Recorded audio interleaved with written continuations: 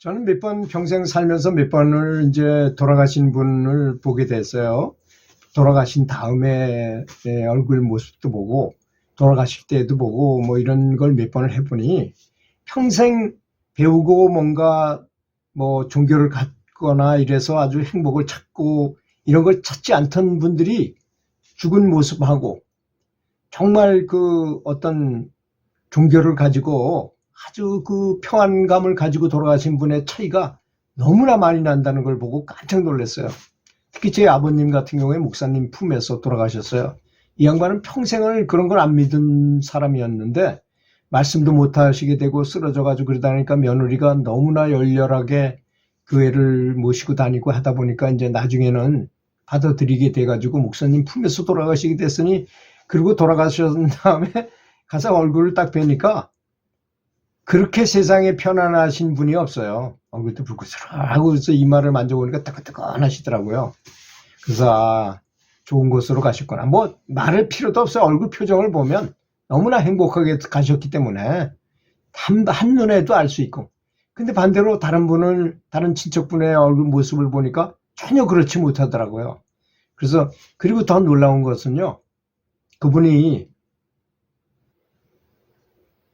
그 할머니가 굉장히 몸이 불편하셨어요. 그래서 이분이 돌아가시기 전에 그 근심을 많이 했겠죠. 자기 부인이 아파서 제대로 운신을 못하고 뭐 이런 것을 걱정을 해가지고 그랬었는데, 제가 그 집에 얼마 후에 가보니 강아지 한 마리가, 조그만 강아지가 한 마리가 있었는데 그게 그 돌아가신 할아버지 얼굴하고 똑같은 거예요. 저는 직감적으로 알겠더라고요. 보니까 다른 사람은 그걸 알아보는지 못 알아보는 것 같은데 저는 직감적으로 저분이 바로 그분이었구나 하는 생각이 들어요. 그래가지고 그 할머니가 늘 누워있는 마루 밑에서 탁 할머니 지키듯이 거기 계속 있더라고요. 그래서 야, 정말 그 윤회라는 게 맞구나. 그래서 그렇잖아요. 다 모든 게 마저 떨어지잖아요. 할머니를 건심하는 생각에 그 어떤 개의 몸을 받아가지고 거기 들어올 수 있게 해서 거기 옆에 가서 있는 거예요. 그래서 몇 달이 지난 다음에 그 친척이거든요. 그래서 물어봤어요. 그 강아지 잘 있느냐?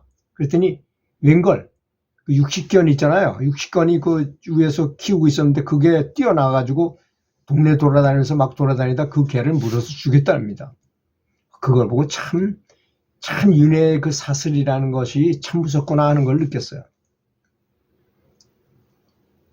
이 가장 살아서 해탈하기 가능성이 높은 유능한 사람이라는 사람이 누굴까요? 언제든지 지혜 안에 집중하고 선각자의 가르침을 배우고자 힘쓰는 사람이 아니겠습니까? 선각자들이, 선지식들이, 이미 깨달은 분들이 이미 어떻게 하라.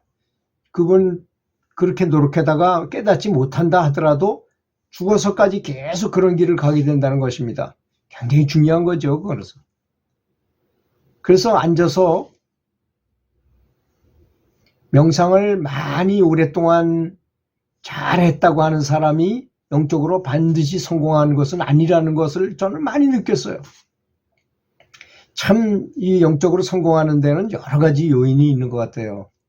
참 신실함도 필요하고 또 감수성도 필요하고 선한 생각과 말과 행동은 굉장히 중요하잖아요. 사람이 하는 생각과 말과 행동은 그걸 전부 정화해가지고 좋은 쪽으로 갖다 놓고 사는 것입니다. 그래야 된다는 거죠. 그걸 쉽게 설명하자면 그렇습니다. 행복 호르몬의 작용이라고 생각하면 간단해요. 생로병사 있죠. 태어나고 늙고 병들고 죽잖아요, 사람이. 그런 모든 것이 다 호르몬 작용이라고 생각해 보면 아주 다 맞아떨어질 수 있어요, 그것이. 또 행복 호르몬을 아주 지극히 많이 분비시킨 사람. 그래서 아까 제가 명상하고 앉아있다고 동덕이 높은 게 아니라고 하는 말이, 명상을 하면서도 맨날 화를 내요. 다른 사람한테 화를 내. 명상이 끝난 다음에 또 다른 사람한테 화를 내.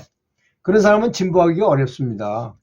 명상이란 행복 호르몬을 분비시키는 것이라고 저는 정의하고 싶어요. 왜냐하면 행복 호르몬을 많이 사실 명상을 제대로 한다고 하면 생각해 보십시오. 자기 그 내면에 있는 자성불을 깨우기 위해서 하는 것이 명상이잖아요. 그러면 아주 행복한 마음일 때만 그 자성불이 움직일 수 있잖아요. 그래서 우리 말에 신난다는 말, 아주 간단한 신난다. 딱 네 글자. 신이 나온다 이겁니다. 기분이 좋을 때 나온다는 거예요. 그것도 딴 데가 아니고 신난다는 표현은 우리 기분 좋다고 다 알고 있잖아요. 신이 나온다는 뜻이잖아요. 그것이 바로. 그리고 성경에는 수도 없이 나오잖아요. 항상 기뻐하라, 쉬지 말고 기도하라, 범사에 감사하라. 그 말이 가장 중요한 말임을 알아야 됩니다. 뭐 불경에 무슨 말 뭐가 어쩌고 저쩌고 맨날 또 얘기한다 하더라도 이런 기본이 이 큰 건물을 올리려면 기초가 튼튼해야 됩니다. 모래 위에다 그냥 건물을 지었다면 그냥 건물을 져요. 제 친구 집에 예전에 놀러 가 보니까 둘씩 건물을 지었는데 대충 하고 지었어요. 근데 둘씩 건물은 이게 한쪽이 집안이 꺼지니까 이 건물을 도저히 이건 다시 짓지 않으면 도저히 고칠 수 없대요. 그걸 고칠 수도 없어요. 그렇게 변화버리더라. 그래서 야 정말 기초라는 게 이렇게 중요하구나 하는 거를 제가 뼈저리게 느꼈는데 바로 기초는 그냥 명상을 안 하고 항상 웃는 사람도 행복하잖아요. 그리고 등급이 높아요 그분들이. 또 이런 거 있습니다. 스포츠맨으로 운동선 시합에 나가서 아주 기분 좋고 좋은 상태로 게임을 하면 시야가 넓어요. 잘 보여. 우리 편 뭐 상대방이 뛰어 들어가는 거 이건 패스도 정확하게 해놓을 수 있고 그렇습니다. 그런데 긴장을 해가지고 마음이 이기려는 욕심에 사로잡히거나 그렇게 되면 힘이 들어가고 시야가 좁아진다는 단점이 있어요. 그러니까 그런 항상 기뻐한다는 것은 굉장히 중요한 것입니다. 자, 그럼 기뻐하려면 어떻게 하면 될까요? 저는 감사하기를 추천해요. 감사한 마음을 갖는 거야. 무조건 앞에 보이는 뭐든지 간에 다 감사하는 거죠. 감사한 마음을 계속 내보냅니다. 뭐든지 감사함을 보내줘요. 아주 잘 되도록 보내주는 거죠. 그것도 최선을 다해서 잘 되도록 보내주는 겁니다. 그 사람한테 또는 어떤 사물한테, 방에도 건물에도 집에도 농산물에도 식사할 때 음식에 대해서 감사하는 것 가장 중요합니다.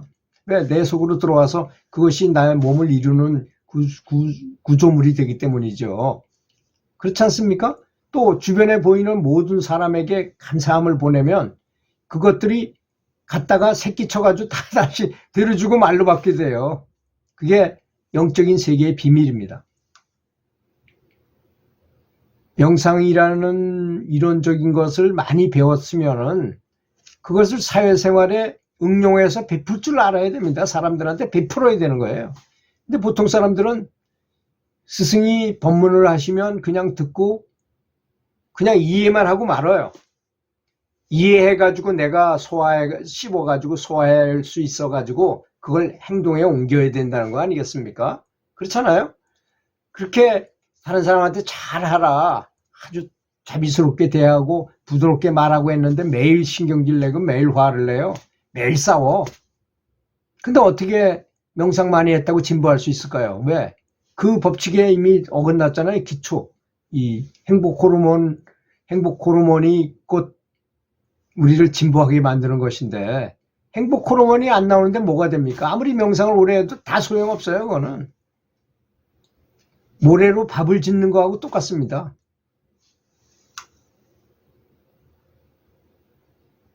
현명하고 지혜로운 사람은 명상을 어떻게 생각하느냐? 삶에 필요한 지혜를 얻는 도구로 이용하고자 한다는 것입니다. 그래야만 됩니다. 아니 명상 왜 합니까? 뭐 물어보면 나 해탈하기 위해서 한다. 해탈이 아닙니다. 살아서 삶에 필요한 지혜를 그 중에 하나가 해탈도 들어가는 거죠. 당연히 가장 큰 상위 목표가 그거지만 살아가면서 뭐 지금 내가 돈이 필요해. 그럼 돈이 필요한 거에 그거에 대해서 계속 집중해서 명상을 한다 이겁니다. 그럼 좋은 방법이 생각나잖아요.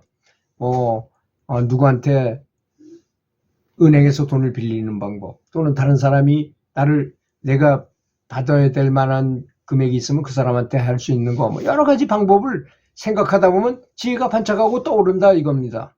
그러면 해결할 수 있게 되거든요. 그런 것을 말하는 것입니다.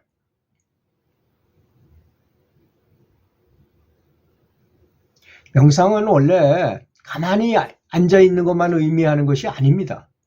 신체 활동을 통해서 얻어지는 일상생활의 모든 집중 훈련이 명상인 것입니다. 그게 더 오히려 한 수 위에요.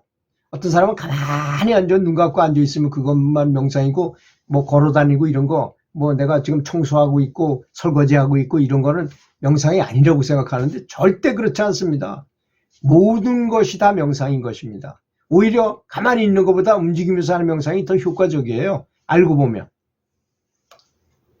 그래서 한 가지 일에 집중하면 어떨 때는 명상을 못할 때도 있잖아요. 그럴 때도 그 일에 집중하십시오. 그냥 그것을 명상이라고 생각하면 그냥 바로 명상이 되는 겁니다. 일과 결합을 하기만 하면 돼요. 마음만 거기다 두고 있으면 된다는 것이죠. 청소를 깨끗이 하는 거, 그것도 명상입니다. 또 깨끗이 하는 거야, 아주 정성을 다해서. 그것이 바로 명상인 것입니다. 다 같은 공부잖아요. 주리반특이라고 부처님 제자 중에 아주 어리석고 머리가 안 좋은 돌대가리가 있는데, 그 사람이 부처님이 이제 나는 도저히 안 되겠으니까 아유 난 집에 돌아가야 되겠다 그러니까 부처님이 나타나셔가지고 하시는 말씀이, 야 너 주리반특아, 너는 청소를 깨끗이 하는 걸로 돌을 닦아라. 그걸 도라고 생각하고 해라. 네 업장을 소멸한다고 생각하고 매일 청소를 해라. 이 사람이 10년을 청소를 깨끗하게 하는 버릇을 들였더니까 어느 날 정말 큰 깨달음을 얻었다는 것입니다. 이게 실화예요. 그러니까 무엇이든지 집중해서 한 가지를 하면은 그것이 바로 명상이라는 것입니다. 그리고 항상 기뻐하라. 항상 남이 잘 되게 생각하고 좋은 생각만 하고 감사한 생각으로 꽉 채우기만 한다면 반드시 큰 진보가 이루어지리라고 생각합니다. 들어주셔서 감사합니다.